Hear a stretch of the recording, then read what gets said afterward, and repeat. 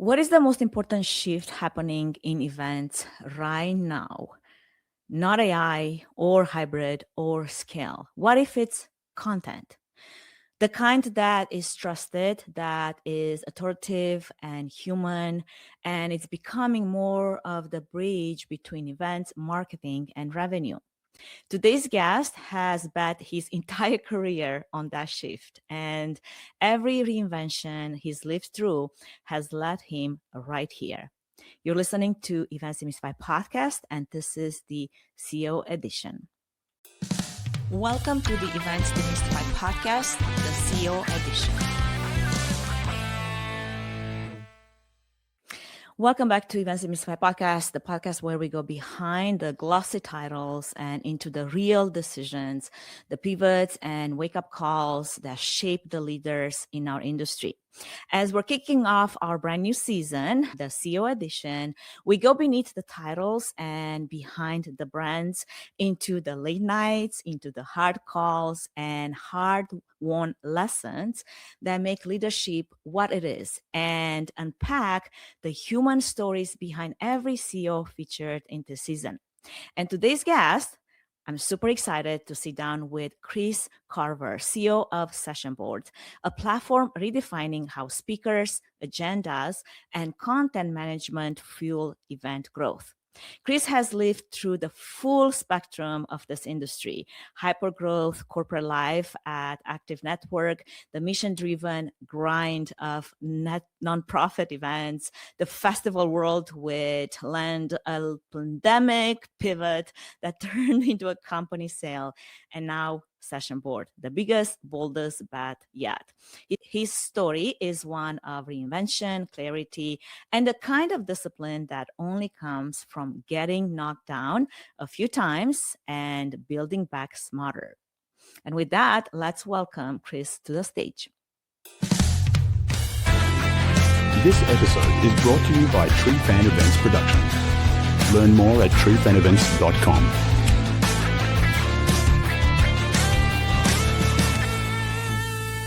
Welcome to the stage, Chris. How are you doing today?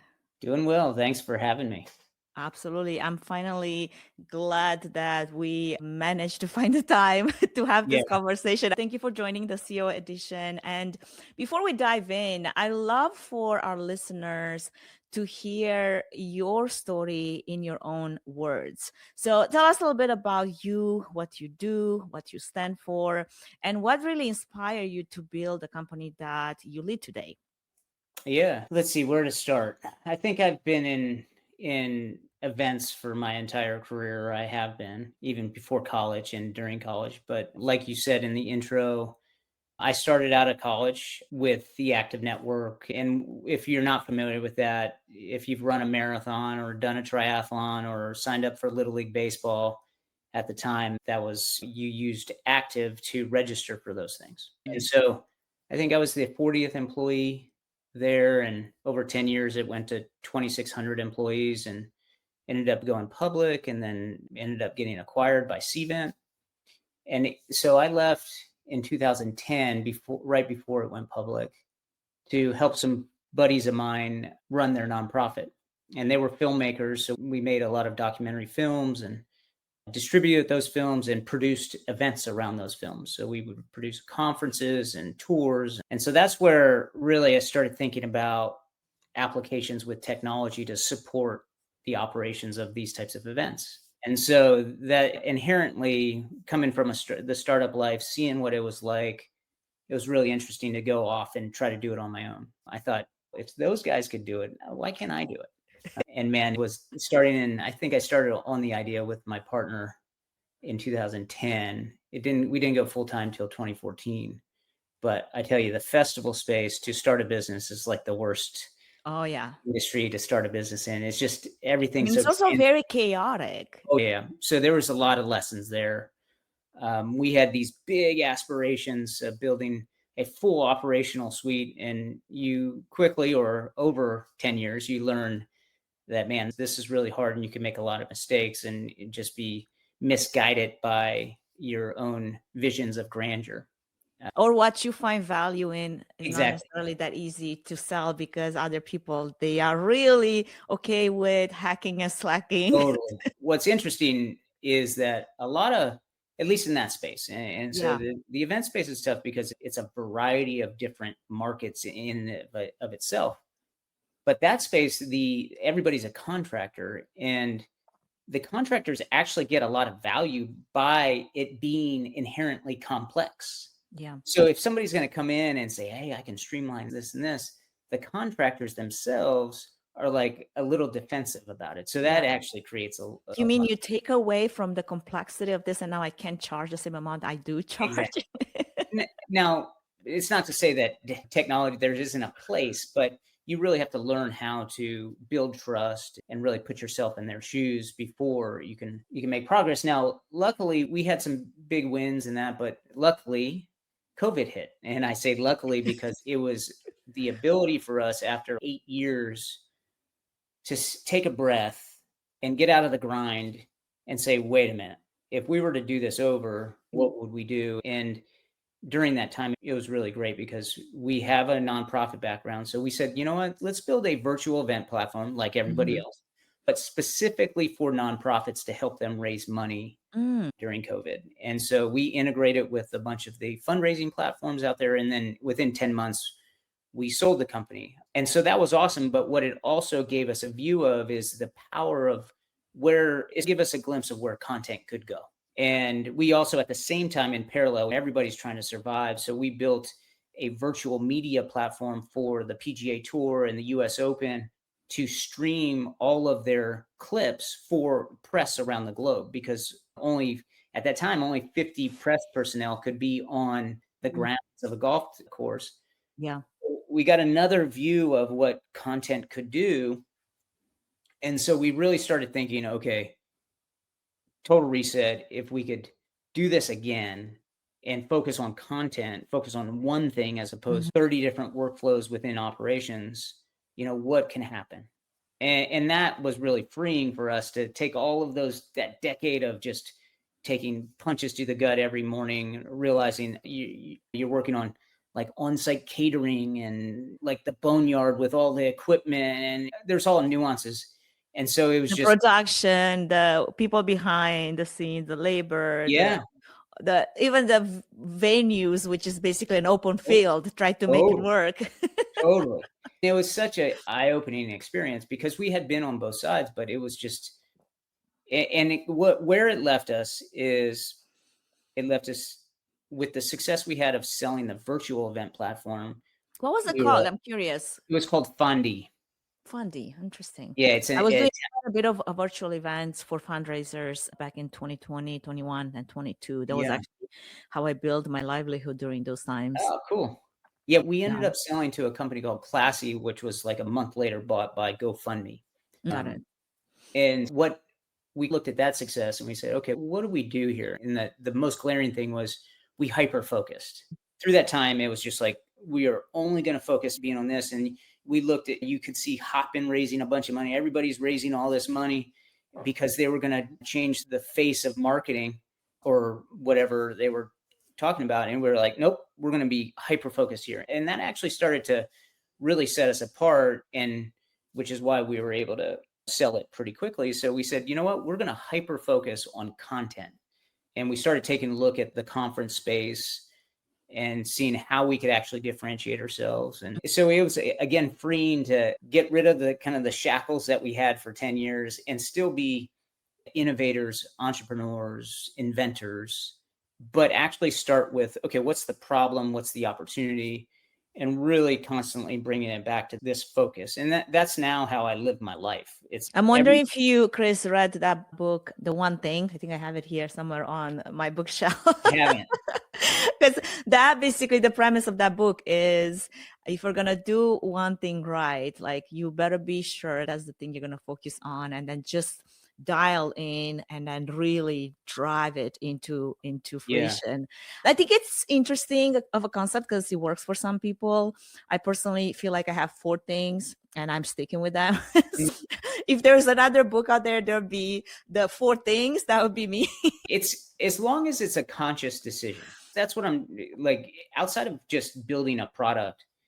To me, it's a conscious decision about everything. So it's today I wake up, what am I going to be great at? And then if you were going to say, what am I going to be great at?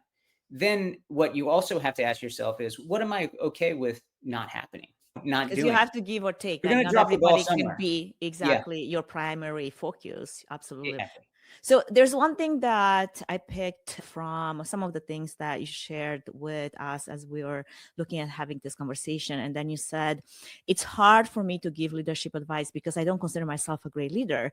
And it stopped me made me think because then in the same breath you laid out like this brutally honest list of things that you feel like you don't do well, and yet I feel like you do so many other things well. It's like mentoring, Sure. celebrating wins, being approachable, pair with the trails of all the things that you have been excellent at: hyper focus, transparency, honesty. That's hard to find and get to see it in real life. Everybody wants to say that they're honest and vulnerable, Yeah. but there's a limit where they want to take that, right? So Yeah. let me ask you, because this is a question that I've asked all the other people that I've had on the podcast for this particular season. What does being a CEO mean to you now? Because I'm sure it meant different things in different seasons, but in this season where your team needs you right beside Yeah. them every step of the way, what does that mean? Yeah, it's interesting because I love the book, The Hard Thing About Hard Things. I don't know if you have read that, because there's like the idea of the wartime CEO and the peacetime CEO. Right. And I don't think I'm a great peacetime CEO, because startups aren't that. 0 to 1 is not that. 0 to 1 is trench warfare. And when you ask me and I've been around, luckily been able to be around a lot of great leaders. I just see so many of the faults in that as me seeing myself as leader, because I don't think that's my role. My role isn't necessarily right now to cultivate and mentor and do all of that. What it is to build a great product so that we can have the opportunity to build a team. But my role isn't to just add more people and be a great people leader. My goal is just to, again, build a great product and build a team around me that of great individuals, of leaders in their own right. And then what my job is to be honest about our performance, honest about my performance, be focused on the vision, and trying to communicate my decisions when you don't have full information. So you never have full information. So somebody has to make a decision, and it's so hard for folks to make a decision. So what I try to do is say, hey team, I'm making this decision and here's why. I'd love to get your feedback. I may change my mind, but this is the reason why I'm making that decision. It's based on what we know now. I can Exactly. see in the future what might be differently, but right now, this is what's that based on. Yeah. Yeah. So I see that as the role of somebody who's just trying to build something great. Like, I don't see that as the role of me being a leader. Now, that is, maybe they coexist, but I'm not the best like people manager. I look at some other great CEOs out there, and they're focused on team morale, and so the folks that we build around, they don't necessarily come there for, that. They come there because they want to be part of building something really cool. Yeah. And what And I that means think, is we're going to hold each other accountable. We want to work with yeah. A players that are executing.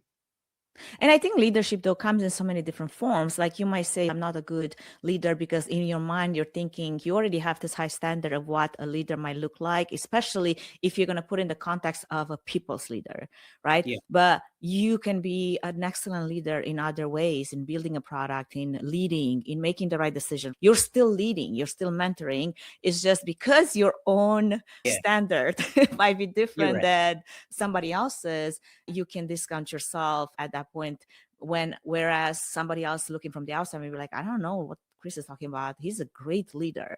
And it's okay not to be a leader of all kinds. Like personally, I know I had to remove myself from wanting to be a people's leader because I am too hardcore. Nobody is as hardcore as I am. So then driving people to be at the same level with me, it estranges them. It intimidates them. It makes them run away because Right. everybody has their level of capacity of where they can push and how far they can push, right? But I think even the fact that you have this level of honesty, which is super refreshing, by the way, I think a lot of other leaders out there that might score better on their people leadership skills, they could take a note from that, because at the end of the day, leadership isn't perfection. We are not perfect Yeah. as people, but it's all about pattern, clarity, consistency. And it's okay to say, you know what, I am the leader that I am because if this past that I've had, all the experience I've had, forged me to be this person, and I don't have to be a leader to everyone. Yeah. It's one last thing I'll say on this is I thought it was really funny. A couple of years ago, it must have been like 2 or 3 years ago, I was like, do we have like a Glassdoor account? And so I was like, maybe I should look it up to see if there's anybody who's because we've had a lot of team members over the years, and we had one review, and the review was, the CEO could be difficult. I was like, you know what? That's not wrong. The CEOs can be very demanding. Yeah, no, It was like, can be difficult. Not wrong. Yes, I can be. Apparently, ChatGPT thinks I'm very demanding as well. That's funny. Yeah. You have those year-in review and wraps. Yeah. Everybody comes up with their year-in review. And I was running this prompt with ChatGPT, and I was like, yeah, you are the most demanding that I've worked with. I'm like, are you kidding me? Come on. I'm sure there's more demanding people out there. Yeah. Thinking about your career, right? Thinking back across everywhere you've been, active network, festivals, nonprofits, what's one early sink or swim moment that really taught you something that you might still carry today? There's thousands. There's more sink moments than swim moments, to be honest. But I will tell you so when I first started at the Active Network, I got there in, I forget, 99 or 2000. And within 3 weeks, so there was like, at that time, there was, I think it was 40 employees. And within 3 weeks, I had pitched an idea that I had to the CEO, to the president. It was still a small enough group where you could walk in and say, hey, I want to do this. Here's why. And then a week later, and again, I was part of a sales team of probably 21. And a week later, they laid off half the company, because this is like in the 2000 era, right? And I walk in, and how they did it was they put half the company, half that was getting laid off in one conference room, and half the company who's getting laid off in the other. And so I just went into the one where everybody was getting laid off, because I just inherently thought that, of course, I was one of the latest hires. And so halfway through it, somebody comes in and said, no, you belong. You're in the wrong room. And so they took their sales team from 21 down to 4. Oh, wow. And they kept me. And the reason they kept me is they had a core audience at that time, it was marathons and triathlons, but they needed somebody to go out and start all of the other businesses that they wanted to get into. And because I had just taken the initiative right away and put out my ideas and had conviction around that idea, they ended up keeping me. And then obviously 10 years goes by where we just grew it. And so that was one of the first sync moments.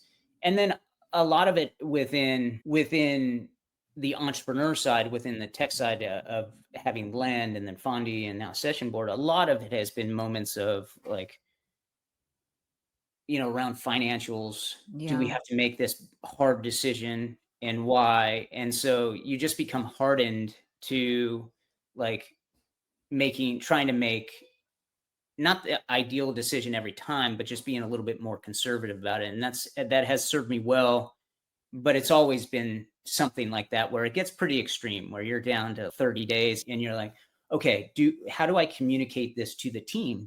And so that's kind of led to my just style of just complete transparency. It's if you can't handle like this stage that we're in as a company, where not that every month we're going to run out of money, but like giving guidance of these decisions and where we're at, and hey, how can you help? People will surprise you versus trying to keep it hidden from them. And that's no good for anybody either. Yeah. So it's funny because I was having this conversation last night with my husband. We are watching Silo. Have you heard of Silo? I think it's on HBO. Yeah. Yes, we came close to the end of the second season, and I'm not going to give you out details for anyone that's still watching, but basically it's like this psychological dilemma where do you tell the people the truth so they know, and then knowing hopefully they will make the right decisions, or do you keep it away from them so you can in a way control the outcome and keep them in the dark and you make the decision for them? And we're like debating back and forth which one is the better option. And obviously coming back from communism where we were kept in the dark, like I reject that idea. Like that whole idea of rather be knowing the truth with all its different implications and risk than to be led by someone that is true, makes the right decision based on the information at hand, but you have no agency. You feel like you have no agency, right? So it was an interesting conversation because we were trying to think in the prospect of leading a team, in the prospect of leading a company, leading a country, all of those things and the implications that go with each of those choices. So anyway, very interesting to what you said. It just reminded me like, hey, actually, we just had that conversation. To that point, honestly, and this is going to sound harsh, I don't do it for the people. I do it because it's exhausting to try to manipulate every situation. And so if I'm honesty is honestly the easiest way to you don't have to have a good memory either.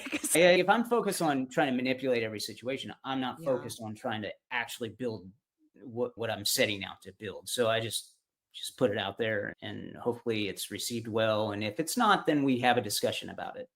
But I think that's what people know they get with me when they work with me.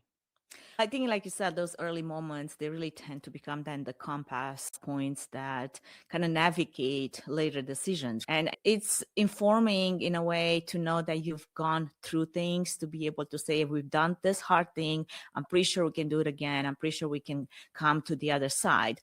Now, because your career has been, at least from this side, it's right like this master class in reinvention. You constantly keep up with the new ideas, sold the company, started something else, fast moving corporate life, crowded nonprofit stages, obviously the festival grind that you mentioned, then COVID comes, selling a company and all of those things, which now leads to launching Session Board with this new focus. When you zoom out, what do you think all those chapters were preparing you for? Events Demystified, the podcast for event professionals. I guess it's always felt like survival. It hasn't ever felt like strategically doing this. So what has it prepared me for? I guess what kind of stands out with myself and my partners, it's not just me. We have a partner, Josh, our CTO. He's incredible. We kind of work together now for 12 plus years. And it's really allowed us to look at a lot of ideas, a lot of opportunities. Yeah. And be able to quickly assess. It's also allowed us to take a really good look at competition and quickly assess where the opportunities and potential threats are. And that helps evolve the strategy. So I think what we've been able to do pretty well, I think, and again, every situation is different. I think what we've done can do pretty well is quickly assess the ideal opportunities and outcomes. Now, what we haven't really done, if we were just considering ourselves great entrepreneurs, I don't think the event space historically is like the ideal place to start a business just because you want to create a business. The event business is really tough, especially in tech. Yeah. And I think about this a lot because we position ourselves as like this best in class. And there's this competitive nature between what an all-in-one system is and a best-in-class solution is. But I think we have chosen the right side of history on this because AI and software development it's going to be too hard to do all things. Yeah. I think best-in-class at this point is just really a value add to procurement. And people like to talk about it's a cohesive product. And I was like, name one all-in-one that's truly cohesive. Right. And so that's where it allows us to we identified the opportunity in the space and we're able to quickly grow Session Board and add a ton of value. But the reality is the value comes by not scale. The value comes by just listening, constantly getting that feedback. That's why I talk to customers all the time, even prospects. regardless of whether you want And to I think use. being nimble enough to be able to actually execute, right? Yeah, You're not going to execute on every single piece of feedback that you receive. right. But if you think about a event trying to go in one direction because they got a bunch of feedback telling them that this one feature will really make the change, it takes them 10 years to deploy something. Okay, Yeah. maybe not 10, but like enough Sure. years, like the event IQ. It's like, why does it take 3 years for that to come onto? Yeah, Because I a don't want larger engine that needs to be moving at a different pace. Yeah, yeah, and there's a lot of value in what they do, and it wasn't a knock on Cvent by any means. No, Because, it's an example yeah, because it was somewhat of a surprise that it did take them up until this year to announce it. yeah, what will be interesting, and this is taken is, I think they will hit a point where they've built that start to hit a flywheel. Now, again, if you look at all aspects of an event, should that be truly all in one? And so far at this point, that's why they've partnered with us, and that's why a lot of the Yeah. registration companies who have also would love to do what we do end up needing to partner because they're trying to also provide the best experience for the market. So back to it, I think we've identified really well where the strengths, weaknesses of opportunities and potentially where to say no. And that's why I have this ethos about just hyper focus in all things. And a lot of people have asked us, oh, you should be a marketplace for this, or you should be an exhibitor resource thing. And it's like distraction, noise. You Right. should see the Slack between Josh and myself. It's like noise. And that it really stops our even thought Yeah. process in a lot of cases. Absolutely.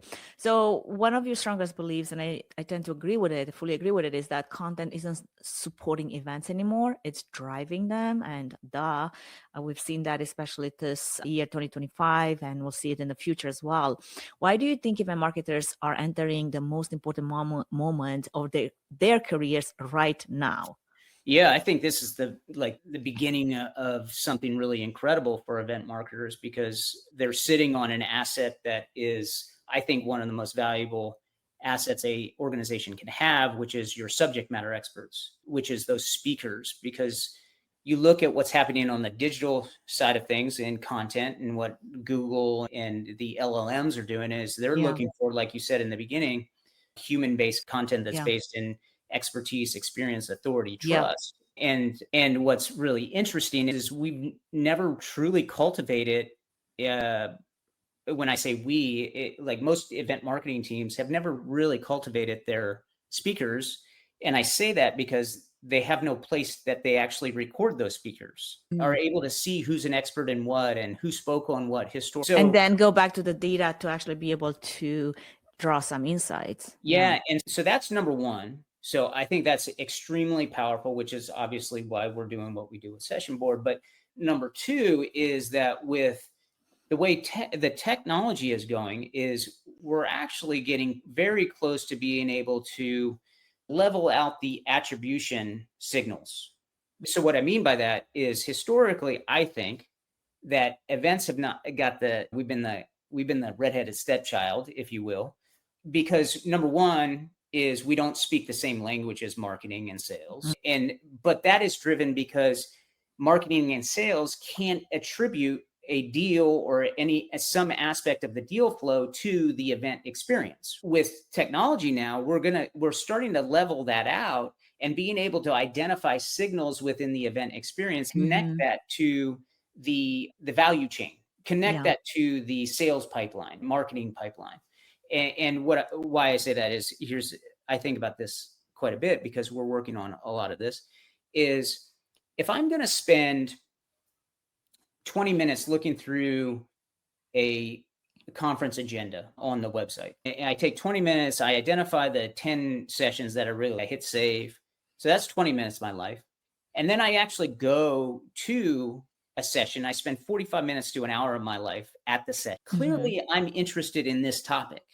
And so if I'm interested in this topic, that's me signaling to you, organization, as the arbiter of knowledge around this area, that I want more information around this. Yeah. So the beauty of that is with a session board and integrations with whatever else, and then ultimately with the CRMs and the marketing automation, is ultimately I can start to take those signals, make suggestions of other content, and then take somebody along a journey to beyond the event. So the event is just a moment in a campaign at that point. And so to me, I think that event marketers are going to be able to fill that gap, but they also control the relationships with these subject matter experts that shouldn't just be used for events. They should be used for webinars. They should be used for case studies. They should be used for blog posts. They should be used for podcasts. And being able to store all of that information to see their network effect and see the kind of the core data and stats on that is really powerful. And so I'm not going to use just chat GPT or a junior level content person to write a piece of content and post that on the site. What I'm going to do is find the ideal subject matter expert and co-distribute that with them. Yeah, because the flip side, what you just said, like here's the audience member that is interested in this one topic. The flip side of that for the organizer is now I need to match this to a SME, to a speaker that can provide that kind of level of information, expertise to meet the demand, right? Yes. And up until this moment, I think it's been quite hard, especially on the event organizer side, to determine who are those people, those subject matter experts that we can lean on to really provide the value that the audience is looking for. And now I think it's much, much easier because we have recordings, we have transcripts, we have note takers, we have so much AI embedded in some of the tools we use to collect that information, to provide you the report and in the scoring. I was actually building an AI agent live during my last talk, and it was a simple AI agent that would take like a mass of documents.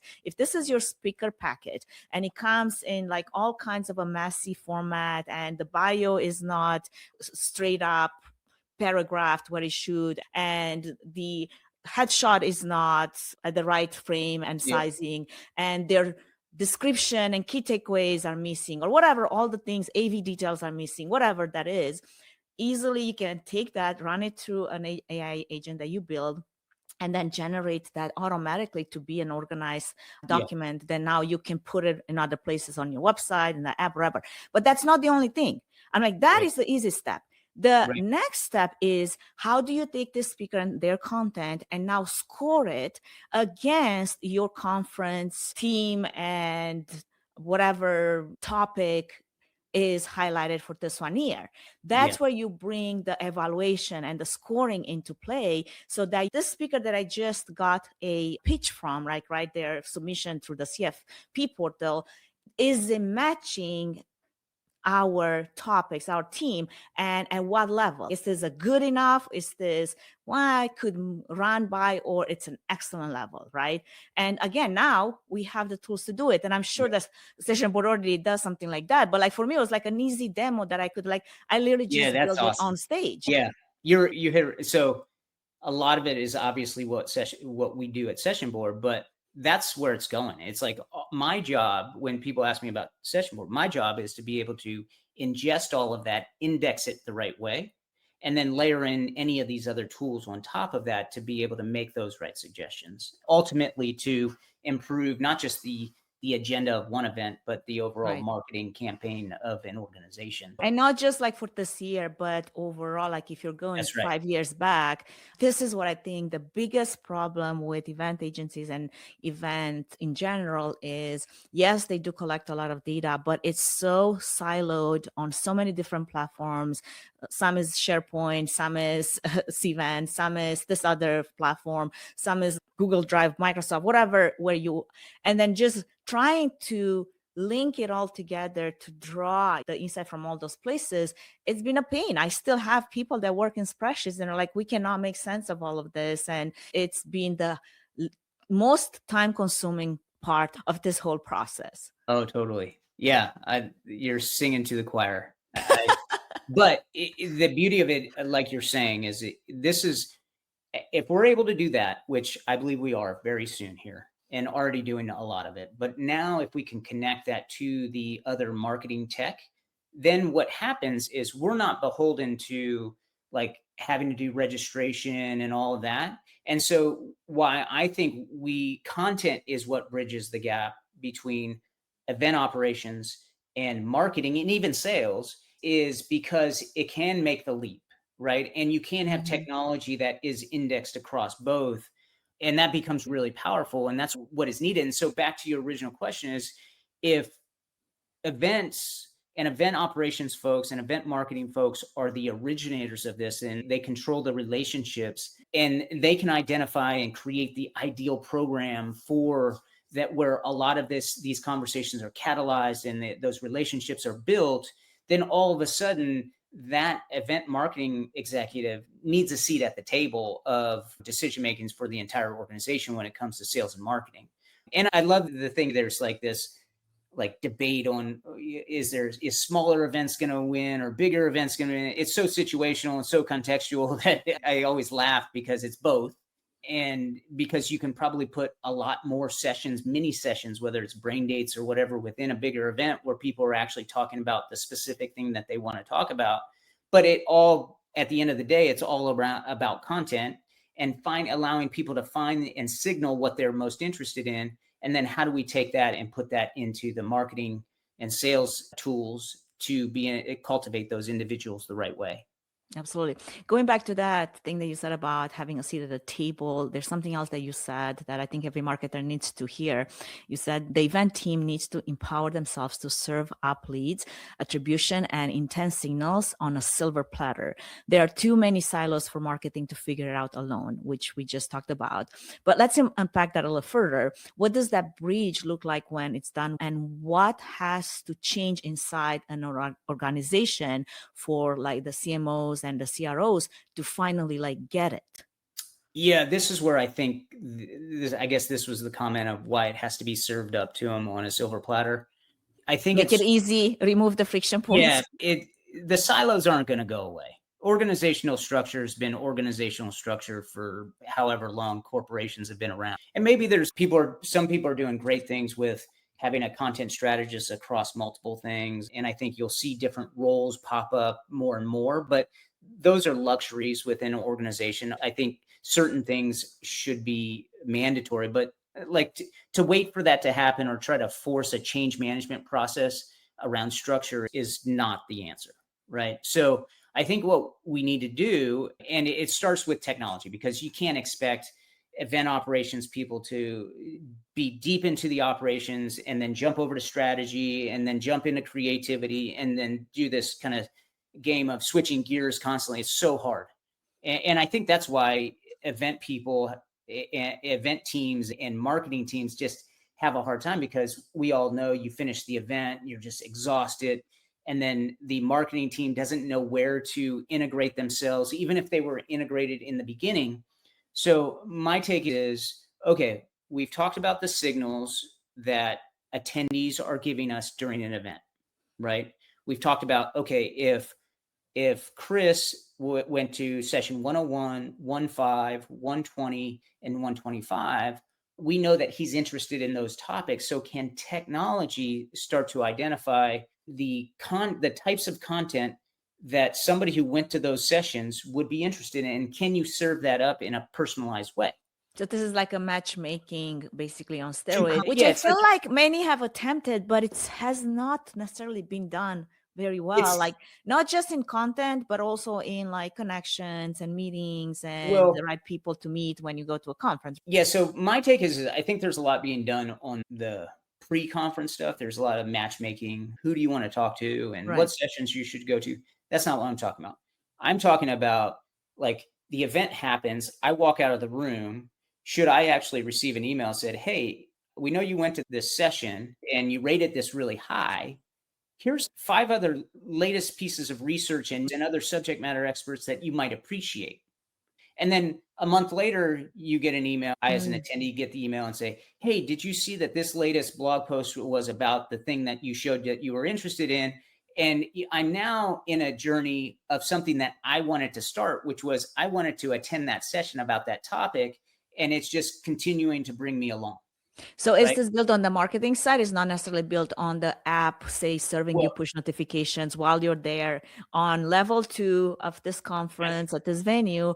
And the next thing that pops on your phone is, okay, so I saw that you're interested in Chris's talk about content and connection. Maybe you should go and see Anka because she talks about, I don't know, AI tools to better facilitate content and connection.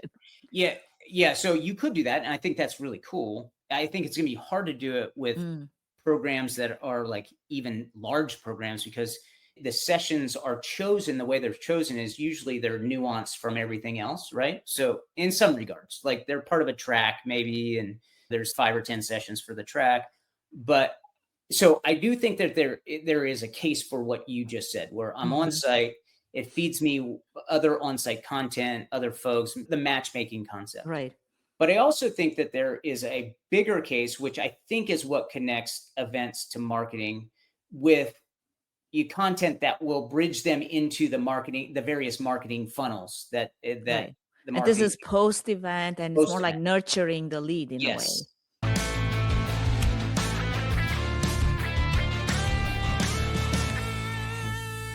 Yeah. And I think that is what begins to really bridge the gap, because it is doing marketing's pseudo job, but they don't even know it's their job because they haven't been handed the information, because you could have an agency's doing some things, and so you have a track leader that's more organized than another track leader and all of that. So that's where I think technology will empower the event people a little bit further and get it close enough to where the marketing, the baton can be handed off to marketing.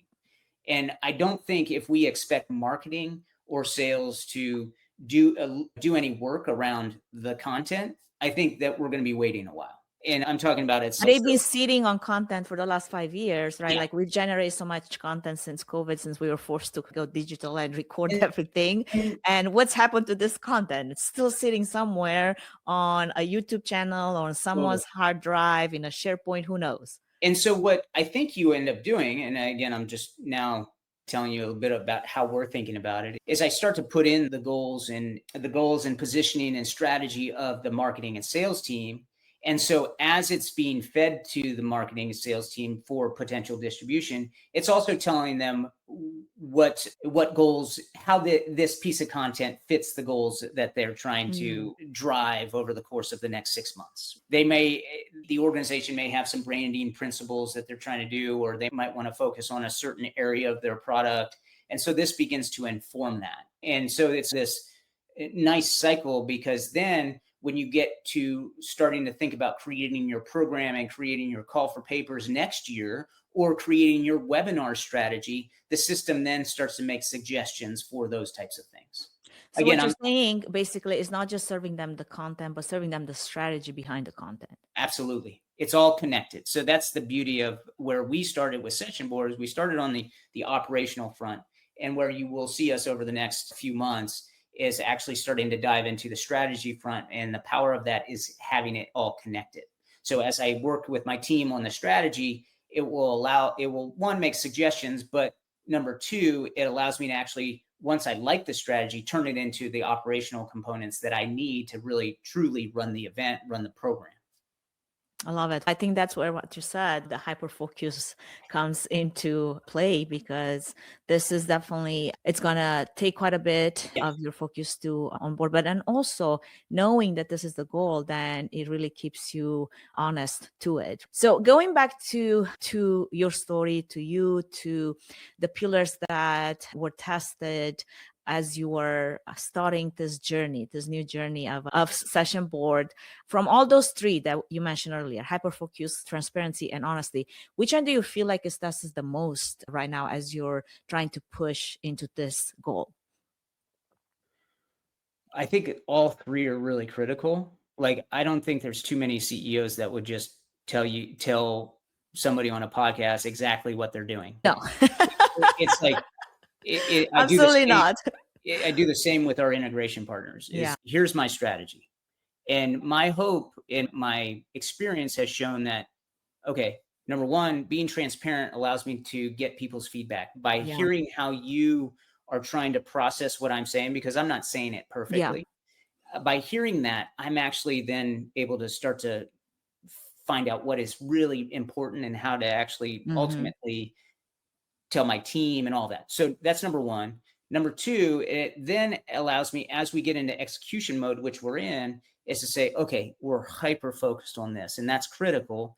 And then things don't ever happen as fast as you want them to happen. So the honesty with yourself as to why they are not. Maybe I'm not explaining myself well enough, maybe whatever it might be. Maybe I'm ahead of the trend a little bit too far. So I think all three, if they're a Venn diagram, they're pretty connected there. But you can see that it takes a belief that if I'm not transparent about what I'm doing and I'm not hyper focused on it, then those two, they don't work without each other. If I said this and I was also focused on building registration or something, you're not going to get that deep.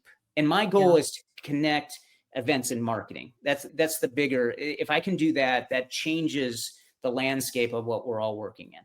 Yeah, it's like you said, it's not about being everywhere. It's about being clear and aligned and very intentional where you want to be. Now, with everything that you've been and seen, the pivots, the platforms, the content revolution, what traits would you say the next generation of event leaders really need in order to succeed? Yeah, it's interesting because here's the dichotomy between the operation side, strategy, and tech.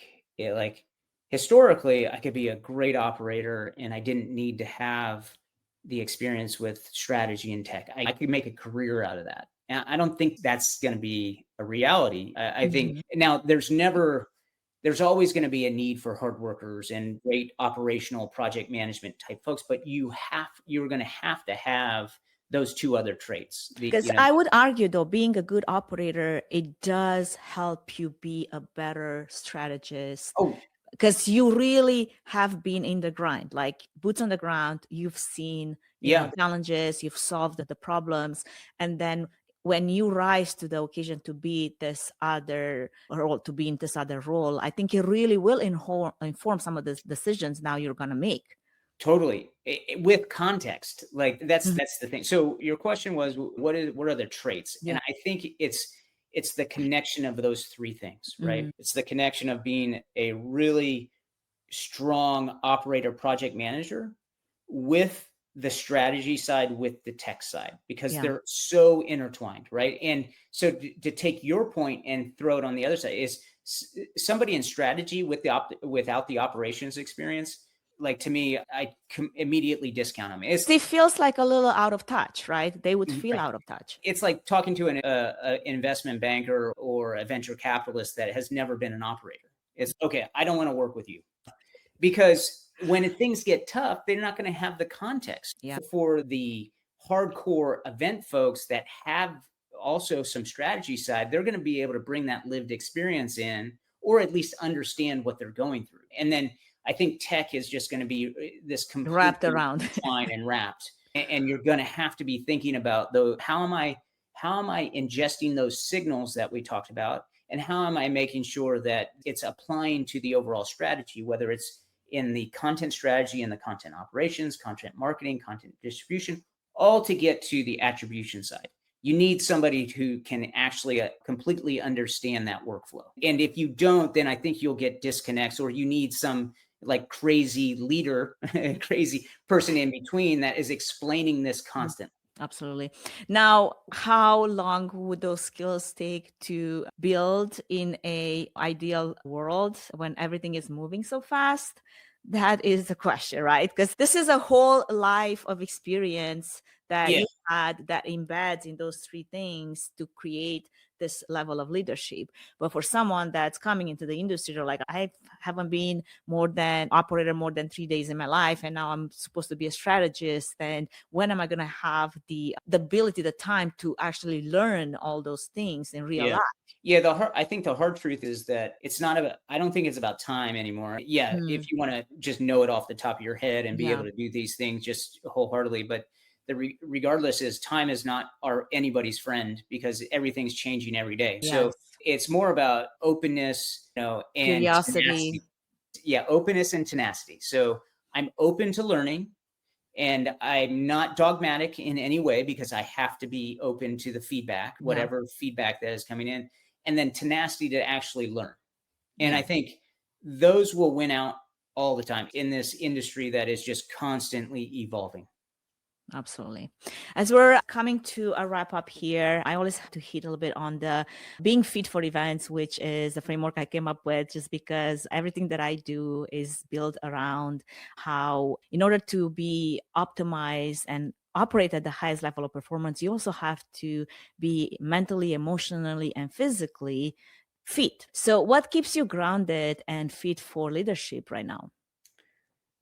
Yeah, I guess it's a few things. I try to keep my life pretty simple at this point, but so my family, we talked about this earlier. I have an 8-year-old son, and he and my wife are they're the first to keep me grounded. But number two of that is I've done jujitsu for 20 years. And I swear if it wasn't for that, I don't know, I think I'd be dead with a heart attack.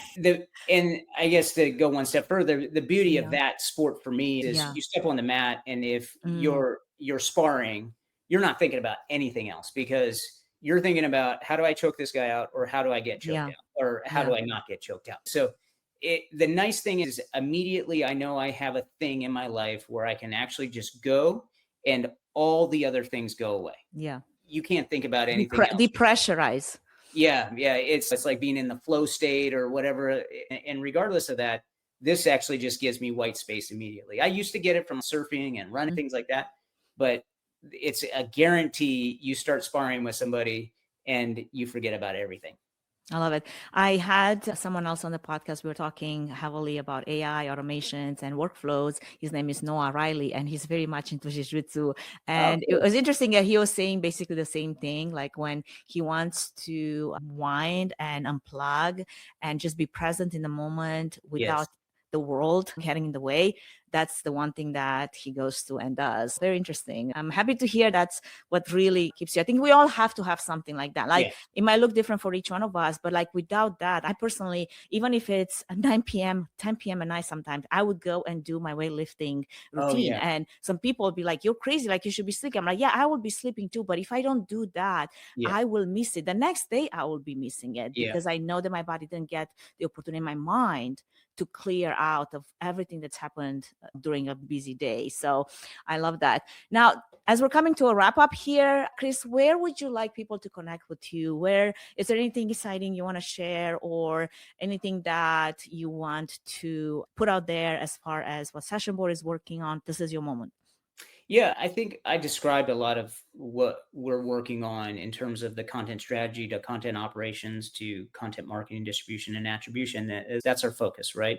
And so if anybody has any thoughts, ideas, you want to debate it, whatever, please just shoot me an email. It's chris@sessionboard.com. That I think is the most important thing. If we can add value, sure, I would love to talk to you and see if we can work together. But regardless, if you have any thoughts on that, what would make it hard, where the obstacles are, because I'm having those conversations on a daily basis, and you can never get enough information on that. So I think that's the biggest thing for me. The beauty of, being hyper-focused is I just did the math, and I think by the end of the year, we'll roll out about 150 different new enhancements to the platform. Oh, wow. And so we're doubling down on product and engineering. So we're going to, hit that number, if not more, next year. High quality, 90% of the stuff comes from our customers and prospects, and anybody who reaches out with new ideas, we take it in and take it seriously. So that's the beauty of being hyper-focused. So if you do have any ideas or thoughts or whatever, please just shoot me an email. And if I can schedule some time, I would love to. Thank you, Chris. That was incredible. Also very much honest, sharp, and deeply relevant for every event marketer and event leader out there. Thank you for taking the time to share your story and your perspective and your future plans. Yeah. As well. You heard it first on Events Demystified podcast. You got it. And to everyone listening, if you're ready to rethink how content drives your event ecosystem, go check out what Session Board is building.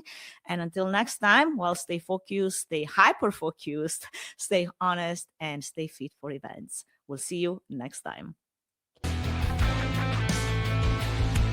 Thanks for tuning into the CEO edition of the Events Demystified podcast.